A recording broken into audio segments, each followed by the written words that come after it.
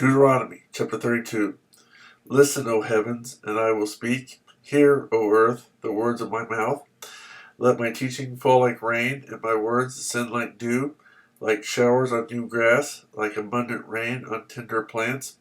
I will proclaim the name of the Lord. O praise the greatness of our God.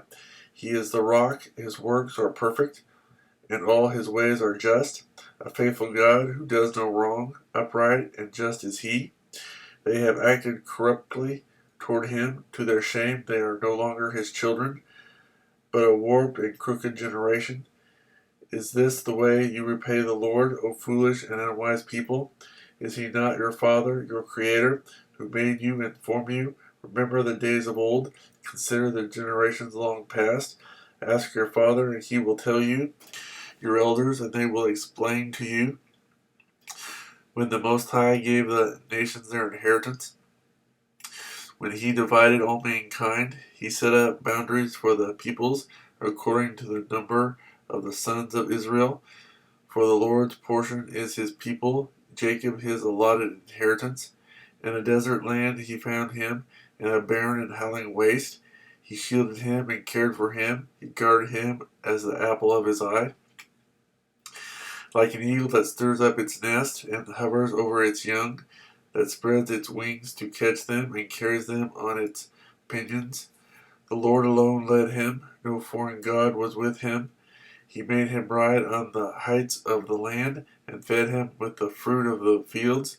He nourished him with honey from the rock and with oil from the flinty crag, with curds and milk from herd and flock, and with fattened lambs and goats, with choice rams of Bashan and the finest kernels of wheat. You drank the foaming blood of the grape. Gesharon grew fat and kicked. Filled with food, he became heavy and sleek. He abandoned the God who made him and rejected the rock, his Savior. They made him jealous with their foreign gods and angered him with their detestable idols. They sacrificed to demons which are not gods they had not known, gods that recently appeared, gods your fathers did not fear. You deserted the rock who fathered you. You forgot the God who gave you birth. The Lord saw this and rejected them because he was angered by his sons and daughters. I will hide my face from them, he said, and see what their end will be, for they are a perverse generation, children who are unfaithful.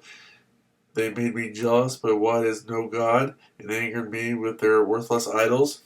I will make them envious by those who are not a people. I will make them angry by a nation that has no understanding.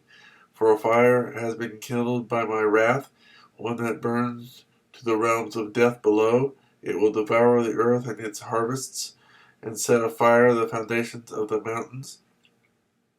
I will heap calamities upon them, and send my arrows against them.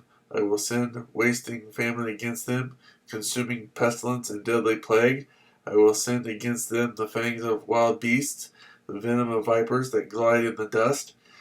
In the street the sword will make them childless. In their homes terror will reign. Young men and young women will perish, infants and gray-haired men. I said I would scatter them and blot out their memory from mankind, but I dread the taunt of the enemy, lest the adversary misunderstand and say, our hand has triumphed, the Lord has not done all this. They are a nation without sense, there is no discernment in them. If only they were wise and would understand this, and discern what their end will be. How could one man chase 1,000, or two put 10,000 to flight, unless their rock had sold them, unless the Lord had given them up? For their rock is not like our rock, as even our enemies concede. Their vine comes from the vine of Sodom, and from the fields of Gomorrah. Their grapes are filled with poison, and their clusters with bitterness. Their wine is the venom of serpents, the deadly poison of cobras. Have I not kept this in reserve, and sealed it in my vaults? It is mine to avenge, I will repay. In due time their foot will slip, their day of disaster is near, and their doom rushes upon them. The Lord will judge his people and have compassion on his servants. When he sees their strength is gone, and no one is left, slave or free, he will say, Now where are their gods, the rock they took refuge in, the gods who ate the fat of their sacrifices and drank the wine of their drink offerings? Let them rise up to help you. Let them give you shelter. See now that I myself am He. There is no God beside me. I put to death, and I bring to life. I have wounded, and I will heal, and no one can deliver out of my hand. I lift my hand to heaven and declare, as surely as I live forever, when I sharpen my flashing sword, and my hand grasps it in judgment, I will take vengeance on my adversaries and repay those who hate me. I will make my arrows drunk with blood, while my sword devours flesh, the blood of the slain and the captives, the heads of the enemy leaders. Rejoice, O nations, with his people, for he will avenge the blood of his servants. He will take vengeance on his enemies and make atonement for his land and people. Moses came with Joshua, son of Nun, and spoke all the words of this song in the hearing of the people. When Moses finished reciting all these words to all Israel, he said to them, Take to heart all the words I have solemnly declared to you this day, so that you may command your children to obey carefully all the words of this law. They are not just idle words for you, they are your life. By them you will live long in the land you are crossing the Jordan to possess. Moses to die on Mount Nebo.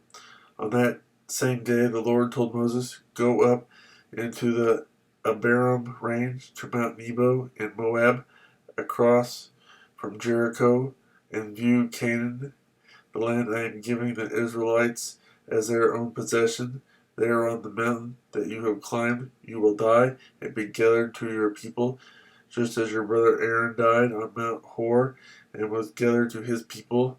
This is because both of you broke faith with me in the presence of the Israelites at the waters of Meribah Kadesh in the desert of Zin, because you did not uphold my holiness among the Israelites. Therefore, you will see the land only from a distance. You will not enter the land I am giving to the people of Israel.